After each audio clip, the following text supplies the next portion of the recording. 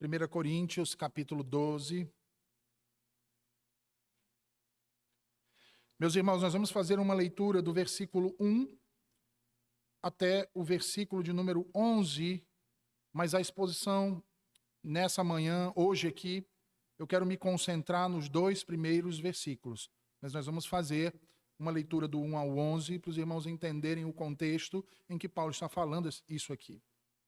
Então, 1 Coríntios, capítulo 12, versículos 1 ao 11, assim diz o Senhor. A respeito dos dons espirituais, não quero, irmãos, que sejais ignorantes. Sabeis que outrora, quando éreis gentios, deixáveis conduzir-vos aos ídolos mudos, segundo éreis guiados. Por isso vos faço compreender que ninguém que fala pelo Espírito de Deus afirma anátema Jesus. Por outro lado, ninguém pode dizer Senhor Jesus, senão pelo Espírito Santo. Ora, os dons são diversos, mas o Espírito é o mesmo. E também há diversidade nos serviços, mas o Senhor é o mesmo. E há diversidade nas realizações, mas o mesmo Deus é quem opera tudo em todos. A manifestação do Espírito é concedida a cada um visando um fim proveitoso. Porque a um é dada, mediante o Espírito, a palavra da sabedoria, e a outro, segundo o mesmo Espírito, a palavra do conhecimento. A outro, do mesmo Espírito, a fé. E a outro, no mesmo Espírito, dons de curar. A outro, operações de milagres. A outro, profecia. A outro, discernimento de espíritos. A um, variedade de línguas. E a outro, capacidade para interpretá-las. Mas um só e o mesmo Espírito realiza todas estas coisas, distribuindo-as como lhe apraz a cada um individualmente. Amém. Vamos orar, meus irmãos. Senhor Deus, a tua palavra foi lida e agora será proclamada ao coração dos teus filhos que aqui se reúnem nessa manhã. Sê conosco, Senhor. Fala aos nossos corações. Edifica-nos com a tua verdade para o louvor da tua glória. Ilumina a mente, o coração de cada um dos filhos da tua aliança que aqui se reúnem nessa manhã. E nos abençoa com a tua verdade. Nos transforma à imagem do teu unigênito. Em Cristo Jesus, assim te oramos. Amém e amém.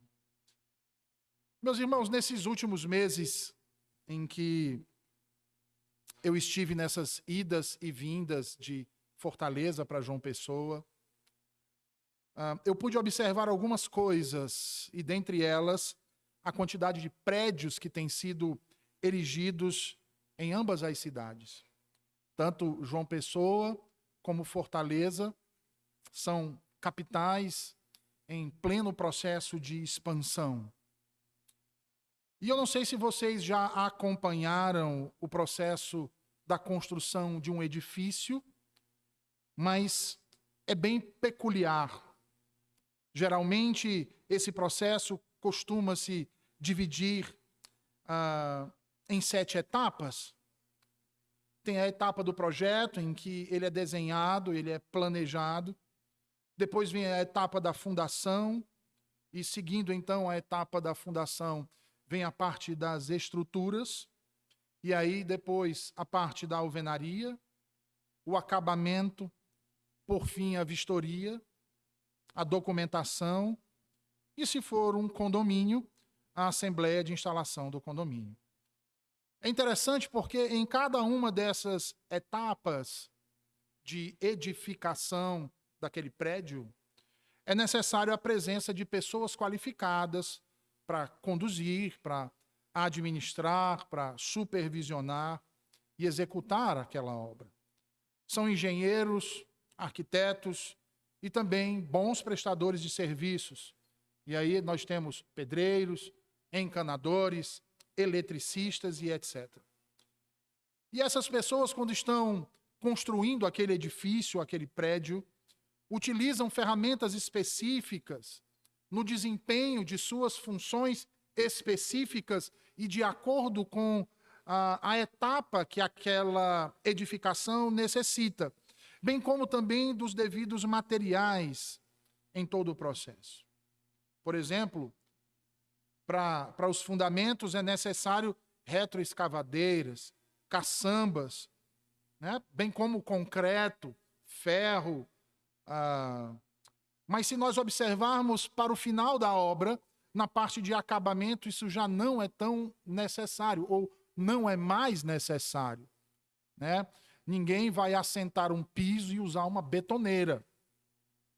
Ninguém vai colocar uma pia e usar uma retroescavadeira, exceto o irmão e ex-governador do estado do Ceará, que tem por esporte passear de retroescavadeira. Mas tirando ele, ninguém vai fazer uma loucura dessa. Se usam outros tipos de ferramentas e outros tipos de materiais.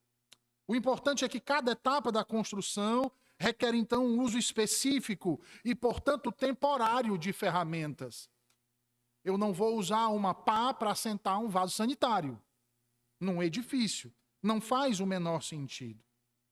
Então, sendo assim, meus irmãos,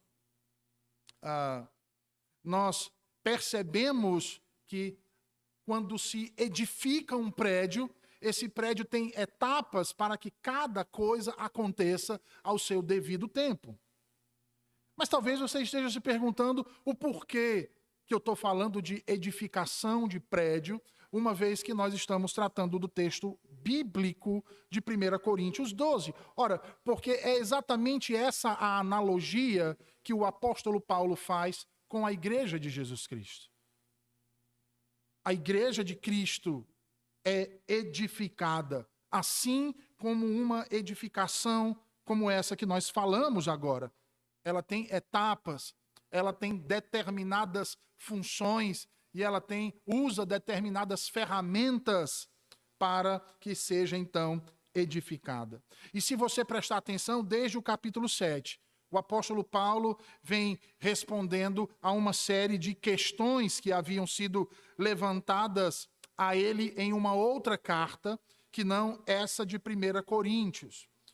Como vimos e como bem sabemos, essas questões envolviam muitas situações tanto de cunho corporativo, que envolvia toda a igreja, como também situações individuais, como foi o caso da consulta acerca do casamento, do recasamento, do divórcio, bem como também questões como do celibato e as questões corporativas, como nós podemos observar, se voltarmos para o capítulo 11, ele vai tratar, por exemplo, da ceia do Senhor, da reverência que devemos ter no culto, da ordem, tanto para homens quanto para mulheres.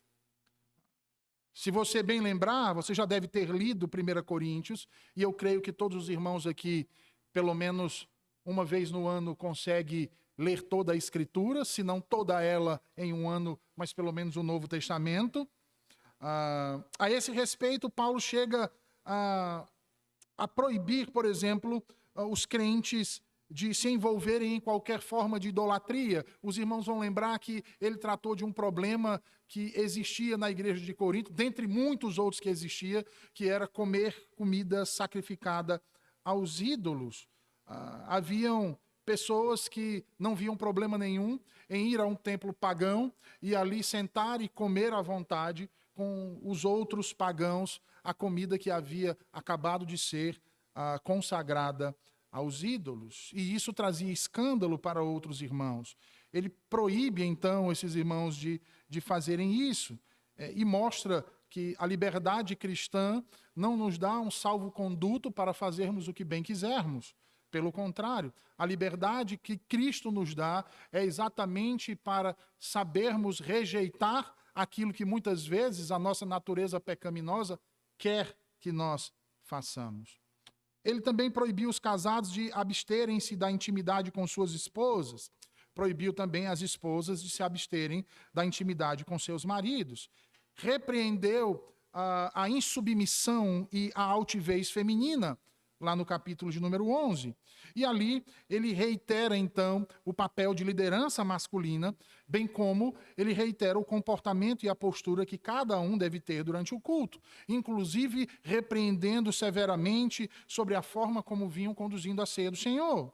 Agora, depois de todas essas coisas, nosso autor passa então a responder a mais uma consulta dessa carta que não chegou até nós, que portanto não foi incluída no cânon, porque aprove ao Espírito não incluí-la. E mais um questionamento que lhe havia sido feito. E que questionamento era esse?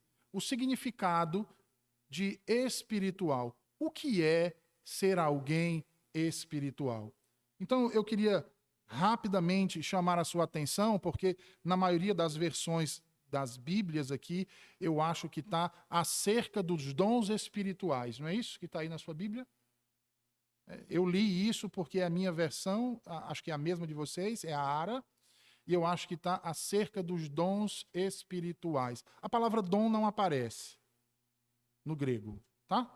Então, acerca dos espirituais. Eu entendo que aqui Paulo não está se dirigindo ou tratando especificamente dos dons, ainda não. Ele está se referindo aos espirituais, que era um grupo de pessoas que havia na igreja de Corinto, que se achava superior aos demais, exatamente porque se dizia um grupo espiritual. Vocês vão lembrar, lá no começo da primeira epístola aos Coríntios, quando Paulo fala que eles estão divididos em partidos, uns diziam que eram do grupo de Paulo, outros diziam que era do grupo de Pedro, outros diziam que era do grupo de Apolo, e tinha aqueles que diziam que era de quem? Do grupo de Cristo. E aí às vezes a gente pensa assim, né? Mas eu sou como eles, né? Eu sou daqueles que dizem assim, eu sou do grupo de Cristo. Mas esses que diziam que eram do grupo de Cristo, era exatamente esse grupo chamado de espirituais. E eles não falavam aquilo no temor e tremor, mas eles falavam aquilo para dizer que eles eram superiores a todos os demais grupos da igreja. Tá? Então Paulo vai tratar aqui do que significa de fato ser alguém espiritual. E vejam que esse é um assunto extremamente importante, irmãos. Não apenas para uma igreja como a de Corinto, que está cercada pela espiritualidade pagã, mas também para muitas igrejas e muitos que em nossos dias têm procurado, através de uma visão, eu vou usar esse termo aqui, reconstrucionista, estabelecer ou reestabelecer essa espiritualidade coríntia, com as mesmas alegações, aparentemente, presta atenção, aparentemente piedosas que tiveram nossos problemáticos irmãos do passado.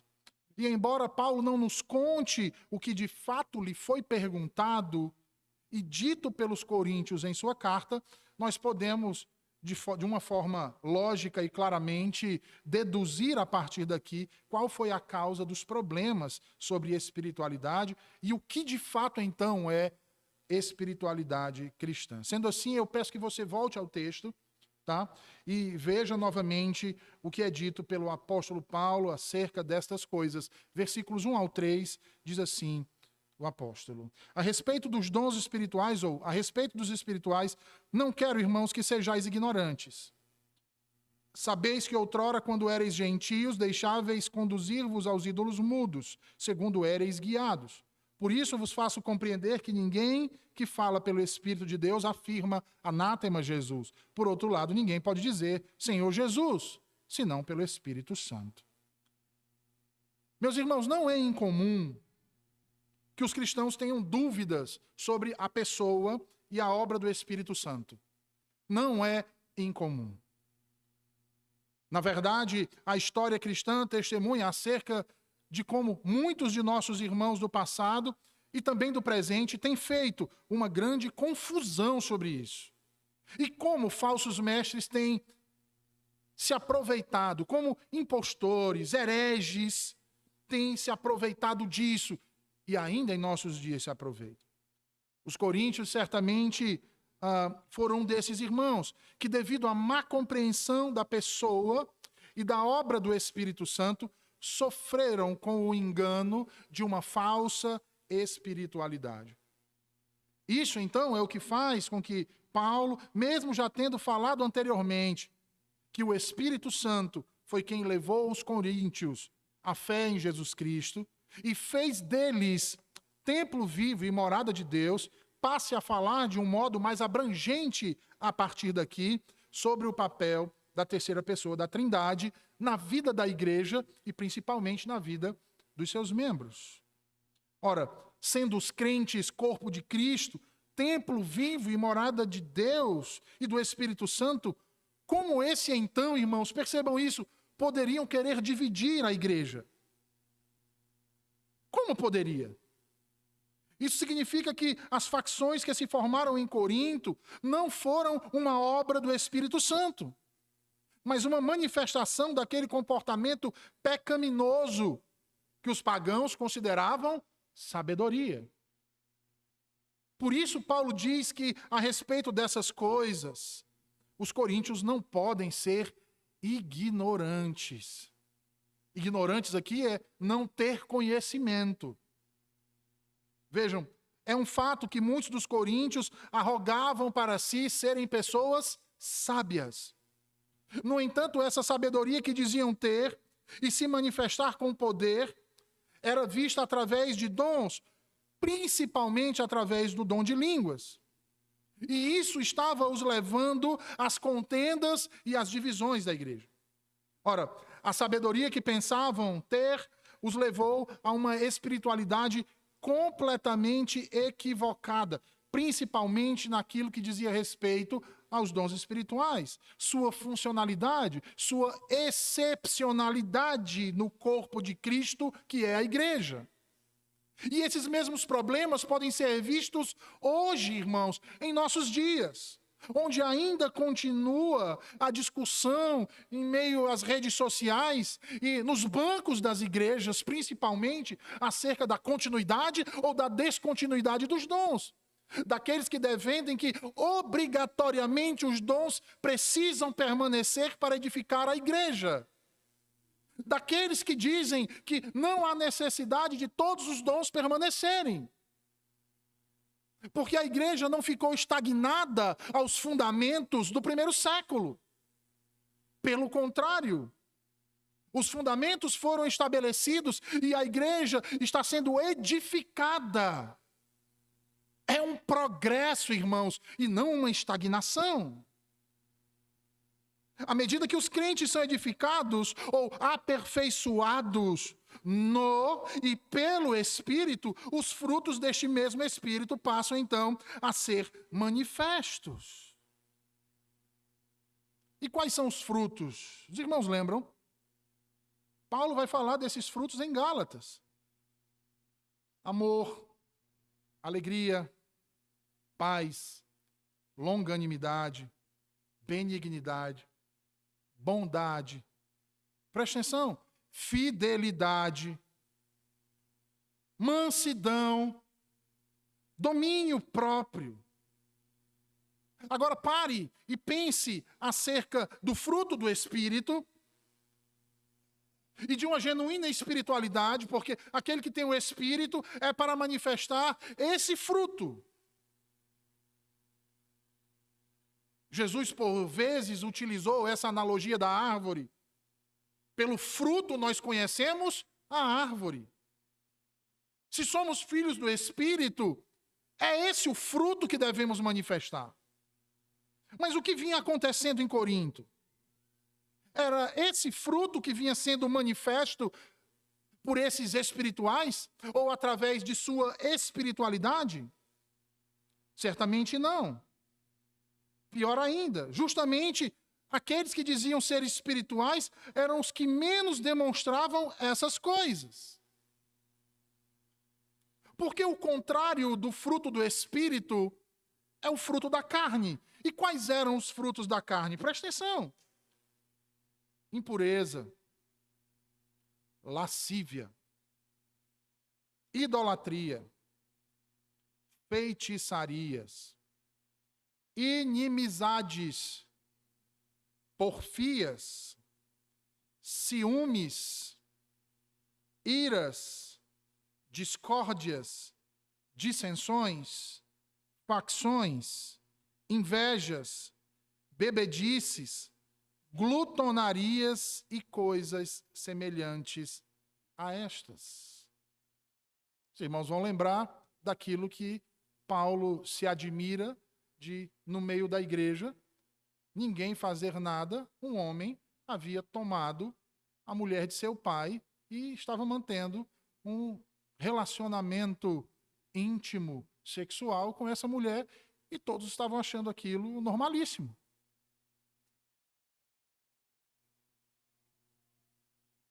Haviam aqueles que estavam indo para os templos pagãos manter relações com as prostitutas cultuais, porque simplesmente diziam que se há um único Deus, aquele Deus que eles adoram não existe. Logo, se não existe, não tem problema nenhum em eu fazer isso.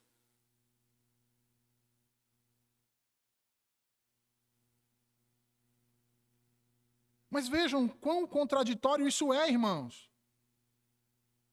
Porque tais coisas não são frutos de alguém que é guiado pelo Espírito de Deus. Como diz Paulo em Romanos 7, aquele que é nascido do Espírito é Espírito. Como diz em Gálatas 5:25, todo aquele que vive no Espírito anda também no Espírito. Era esse o entendimento de Paulo. É esse o entendimento da Escritura. É isso que Deus nos ensina. Como ele diz em Romanos 8:11. Abra sua Bíblia em Romanos 8:11.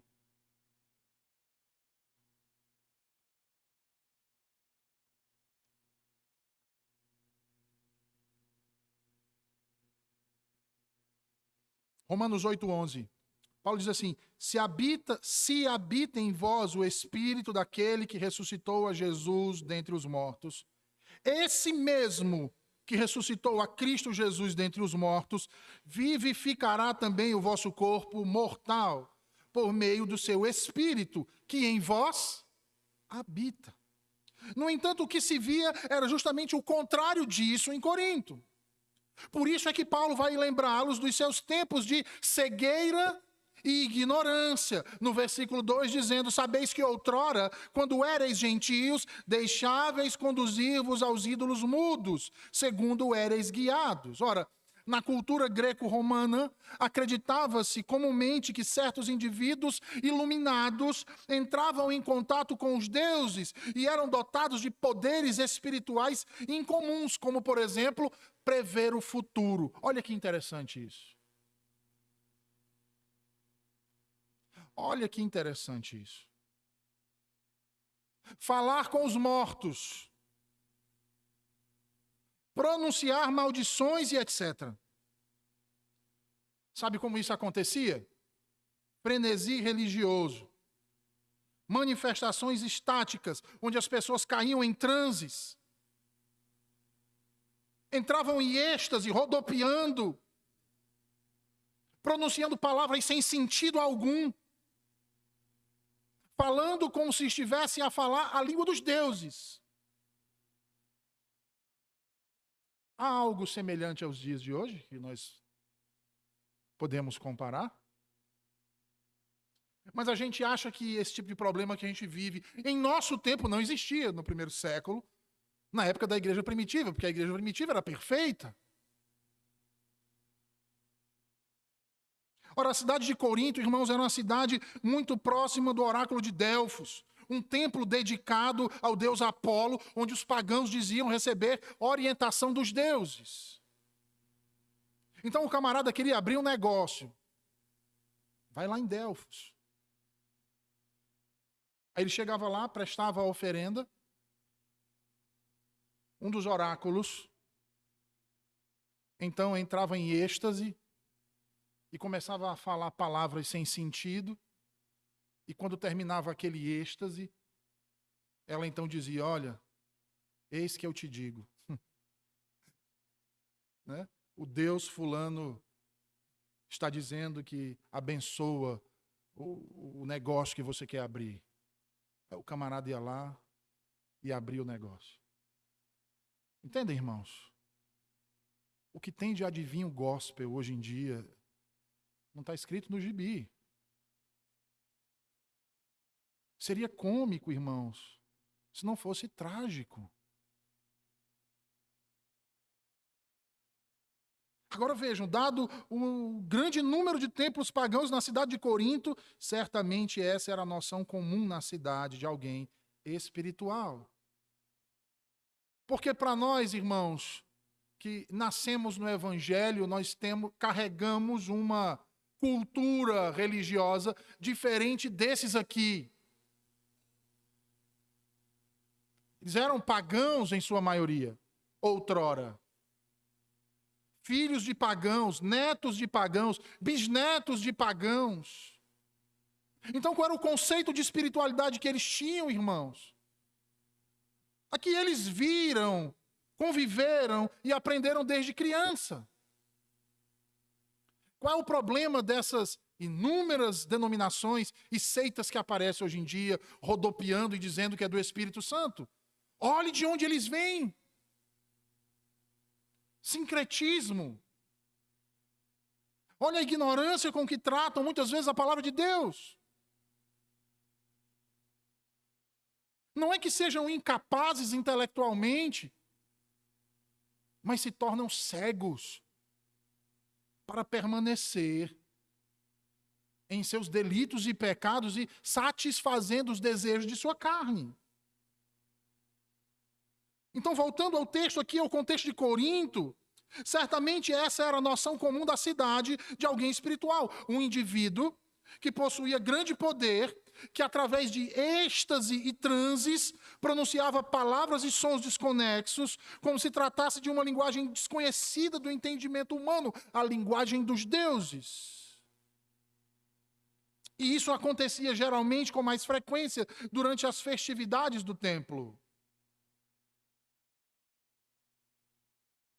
Entre os grupos religiosos que consideramos protognósticos, aqueles que procuram conhecimento secreto e as chaves ocultas para o sentido da vida, tais indivíduos eram frequentemente designados como o quê? Espirituais.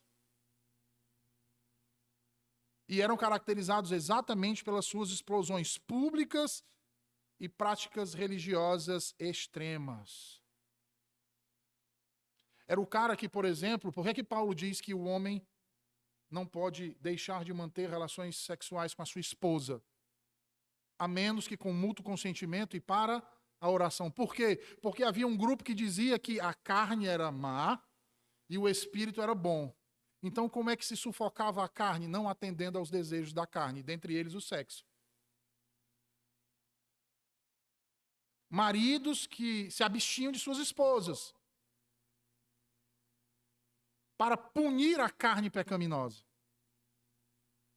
Mulheres que se abstinham de seus maridos para punir a sua carne pecaminosa. Entendem, irmãos? E essas pessoas se diziam espirituais. Espirituais. Atitudes extremas. Em contraponto a isso, devemos sempre lembrar que, embora os profetas do Antigo Testamento tenham recebido revelação através de sonhos, visões e outras manifestações sobrenaturais, o Pentecostes inaugura uma nova era na história da redenção, irmãos. Isso não é difícil de se enxergar. Uma era onde o Espírito de Deus foi derramado sobre todos os crentes.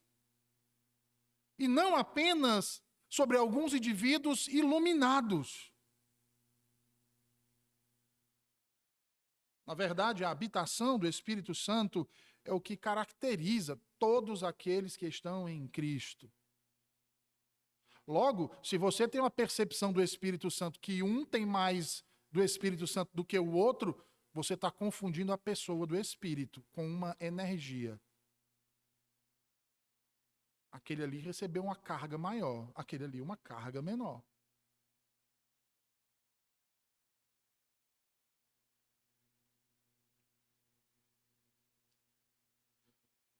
Uma vez que aqueles em quem o Espírito habita foram transferidos do pecado, da morte, da escravidão, à lei, para aquela liberdade em Cristo, na qual somos agora vistos como filhos adotivos de Cristo e herdeiros de todas as riquezas e tesouros do céu. É essa espiritualidade que é ensinada pelos apóstolos e, portanto, pelo próprio Deus.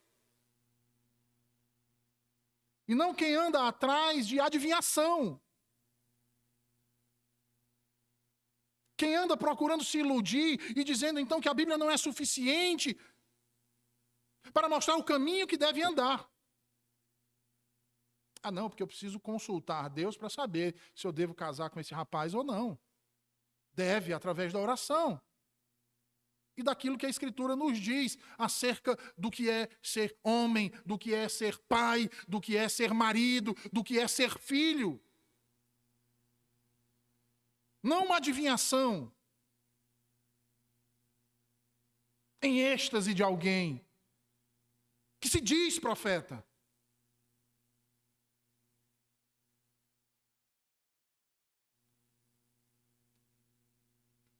O Senhor nos deu as Sagradas Escrituras, irmãos,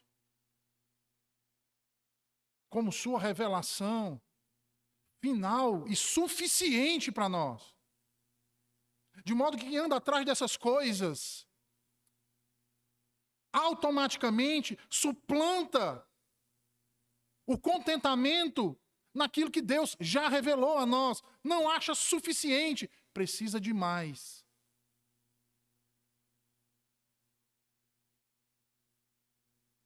Embora alguns cristãos, especialmente os apóstolos, tenham manifestado dons espirituais sensacionais após o Pentecostes, como falar em línguas, juntamente com os dons de cura e milagres, que serviram para confirmar a pregação do Evangelho. Preste atenção nisso. Confirmar a pregação do Evangelho. A principal manifestação da obra do Espírito Santo na minha vida e na vida de vocês é exatamente aquilo que a Escritura chama de fruto do Espírito. Lá em Gálatas 5, 22 a 23. O fruto do Espírito contrastava fortemente com as obras da carne, que caracterizava aqueles antes da conversão. Logo, não são demonstrações dramáticas e sensacionais de espiritualidade ou entusiasmo que caracterizam os dons do Espírito. Mas coisas aparentemente muito mais comuns, que têm mais a ver com o comportamento transformado ou com o caráter transformado de cristãos individuais. Os cristãos enxergam o que é espiritual através das lentes da era vindoura, não através das lentes desta atual era maligna, que estava ligada à chamada sabedoria pagã. E essa teria sido outra área onde Paulo precisaria corrigir os equívocos daqueles que cresceram com a espiritualidade pagã e que estavam aptos a simplesmente transferir o comportamento e a espiritualidade pagã que tinham para a igreja após a conversão ao cristianismo. Talvez seja por isso, irmãos, que eles valorizaram tanto o dom de línguas. Porque lembra dos oráculos no templo pagão? O oráculo era alguém que estava assim com a divindade. Então, aqueles que tinham o dom de línguas eram vistos como crentes superiores, assim com a divindade. É o mesmo conceito. Por isso valorizavam tanto o dom de línguas. E o que é interessante, o dom de línguas, o falar por falar, sem se preocupar com o edificar. Por isso Paulo vai dizer aqui no versículo 3, vos faço compreender que ninguém que fala pelo Espírito de Deus afirma anátema Jesus. Por outro lado, ninguém pode dizer Senhor Jesus senão pelo Espírito Santo. Então, vejam, notavelmente a discussão de Paulo sobre os espirituais começa então com uma afirmação do senhorio de Jesus Cristo. uma afirmação do senhorio de Jesus Cristo. Isso pode ser uma surpresa a princípio, irmãos. Como diz Gordon Fee, este parágrafo inicial parece não ter nenhuma relação com o tópico em questão. No entanto, quanto mais pensamos sobre isso, mais devemos esperar isso de Paulo. O foco do apóstolo está na antiga condição dos coríntios como idólatras espirituais, em contraste com a liberdade que agora experimentam em Cristo. Logo, alguém que não se submete ao senhorio de Jesus Cristo não manifesta os genuínos dons do Espírito. Na verdade, eles não podem manifestar os dons do Espírito. Portanto, o senhorio de Cristo é o ponto de partida de Paulo para todas as discussões subsequentes sobre os espirituais e os dons. Os dons. Compreender quem é Jesus e o que ele faz por nós é a chave pela qual determinamos se essas manifestações de entusiasmo e êxtase são ou não são verdadeiros dons do Espírito. É o senhorio de Cristo. E embora existam muitos dons do Espírito, Paulo enfatiza que cada um desses dons contribuem, presta atenção, para o bem-estar do corpo místico de Jesus Cristo, que é a igreja. E ele ainda vai dizer mais, que o mais excelente desses dons é o dom do amor. Lá no capítulo 13. Sabe o que isso significa? Isso significa que, à medida que os dons espirituais são exercidos dentro da igreja, esses dons servem ou devem ser exercidos de modo a edificar o corpo e edificar cada um dos membros individualmente da igreja, de modo que a igreja como um todo é beneficiada, não é uma exibição de poder individual. Logo, não são palavras aleatórias sem sentido. Línguas aqui se refere claramente, irmãos, a outro idioma.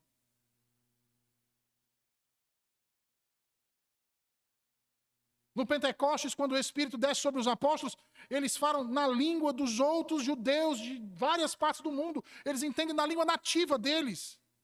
Não eram palavras desconexas. E aí há edificação. Mas do que adianta eu falar coisas que ninguém sabe o que significa? Como vou ser edificado? Como eu vou dizer amém? Como, irmãos? Acaso o nosso Deus é um Deus de desordem? De bagunça? Um Deus que age ao acaso? Não é isso que nos revela a sua palavra. É o contrário. Ele é um Deus que estabelece, que cria, que ordena tudo perfeitamente, porque tem um propósito. Por isso não há acaso.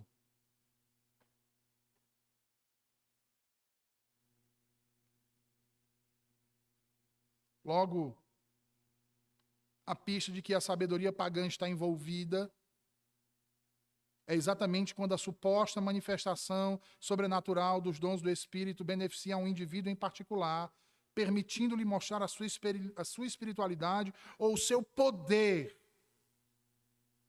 e não a igreja como um todo. É o cara que quer ser reconhecido por aquilo. É o cara que quer que todos ao seu redor olhem para ele e se prostrem diante dele. Foi assim com Simão o mago, que quis comprar o dom de Deus dos apóstolos. Porque ele queria aquele prestígio, ele queria aquele poder. Exatamente para satisfazer o seu ego, o Deus do seu coração.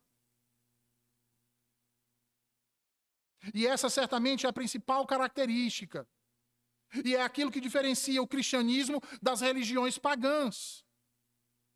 Enquanto os pagãos enfatizavam a experiência religiosa, individual, dramática, os cristãos enfatizavam a experiência corporativa dos dons na edificação da igreja. Amando uns aos outros como Jesus nos amou. Porque o propósito dos dons espirituais distribuídos entre os membros do corpo de Cristo é trazer glória a Jesus Cristo, através da edificação do seu povo, da edificação da igreja. Dada a ênfase do paganismo no entusiasmo religioso, e uma ênfase correspondente na experiência religiosa de um indivíduo, isso é absolutamente prejudicial para a saúde da igreja, porque perturba a ordem divinamente prescrita para o povo de Deus. Os espirituais, portanto, que não exaltam a Jesus Cristo, através da edificação da sua igreja, não podem ser considerados, de fato, pessoas espirituais. Por isso, nós temos que ter muito cuidado, irmãos. Porque a nossa fé está muito longe de ser contraditória.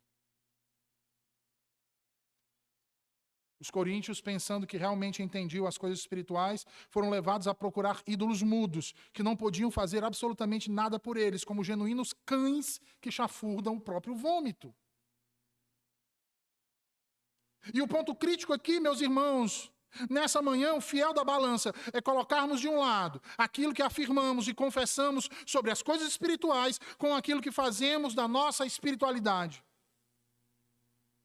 Porque é isso que vai revelar se estamos ou não desviados, ou se recebemos e permanecemos na verdadeira espiritualidade. Porque o Espírito Santo jamais negaria o senhorio de Cristo. Jamais negaria o senhorio de Cristo.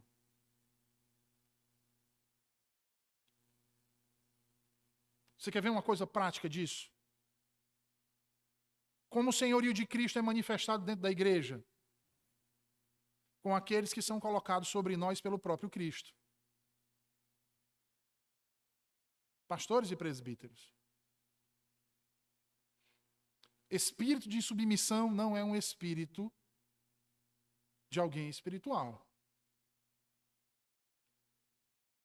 Porque, pare para pensar, por que nós respeitamos e nos submetemos aos presbíteros de nossa igreja? É porque nós temos medo deles? Ou será porque antes deles nos submetemos a Cristo e por sermos submissos a Cristo, cremos que Cristo os colocou sobre nós e ao nos submetermos a Ele, estamos provando que nos submetemos antes àquele que está acima de todos nós. Qual é uma característica de quem não é do Espírito? Não é exatamente a dissensão, não é exatamente a porfia.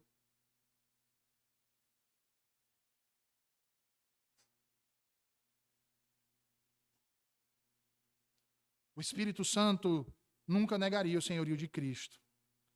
Porque é o Espírito Santo quem nos leva a afirmar o senhorio de Cristo, algo que os coríntios nunca poderiam fazer quando estavam sendo desencaminhados por ídolos mudos.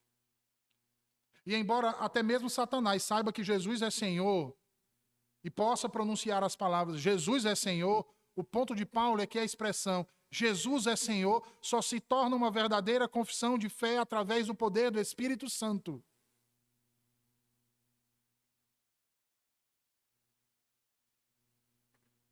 Lembra do que é dito em Apocalipse acerca do último dia em que chegariam diante de Deus e diziam assim: mas Senhor, em teu nome expulsamos demônios, em teu nome fizemos isso, em teu nome fizemos aquilo. E Jesus olha para eles e diz: apartai-vos de mim, malditos, não vos conheço.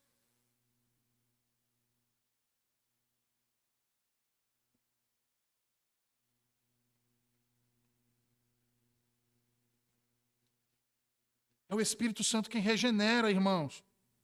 Cria a fé e concede sabedoria e compreensão às coisas divinas que de outra forma estariam ocultas a nós. É o Espírito Santo que habita em nós, que quebranta os nossos corações. Que nos faz temer e tremer as autoridades constituídas. Que nos faz respeitar. É o temor e o tremor a Cristo em primeiro lugar.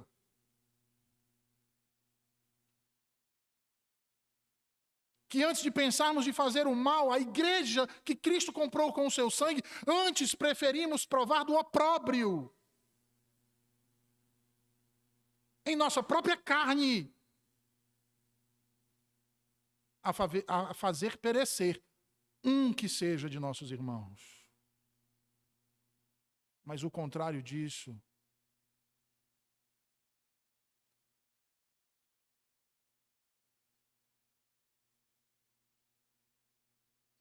a afirmação do senhorio de Cristo é a base para a compreensão adequada dos dons do Espírito Santo. Para Paulo, confessar Jesus como Senhor é ser guiado pelo Espírito Santo e demonstrar os frutos desse mesmo Espírito. Estar em Cristo e estar cheio do Espírito são a mesma coisa, irmãos. Não há diferença. Mas se você não demonstra esses frutos, não se preocupa em manifestar esses frutos, antes está preocupado em manifestar e buscar cura, profecia, língua, milagre, então sua sabedoria não tem sido tão sábia assim. Seu conhecimento não tem te levado ao conhecimento de Deus tanto assim.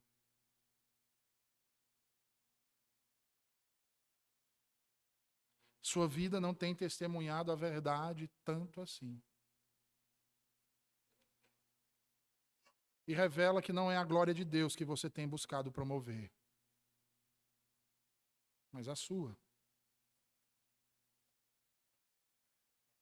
Sendo assim, se há entre nós alguém que agiu ou age assim, arrependa-se hoje. Apegue-se a Cristo, ao Evangelho, à suficiência da palavra de Deus, revelada no Antigo e no Novo Testamento, e entregue a nós, gentios. E que os nossos frutos demonstrem, portanto, a nossa fé. O nosso Deus e o seu poder grandioso. Que o Senhor nos ajude, irmãos. Vamos orar? Senhor Deus, nós te agradecemos por tua palavra nessa manhã proclamada aos nossos corações. Por nos falar acerca da importância da genuína espiritualidade e também do propósito dos dons que tu legaste ao teu povo, Senhor, à tua igreja. Tanto aqueles que serviram no início, quanto aqueles que ainda hoje permanecem na instrução e na condução do teu povo. Que as tuas misericórdias nos alcancem, Senhor, e que a tua palavra transforme os nossos corações e aperfeiçoe a tua imagem em nós. Tão somente para o louvor da tua glória. Assim te oramos. Amém. Em resposta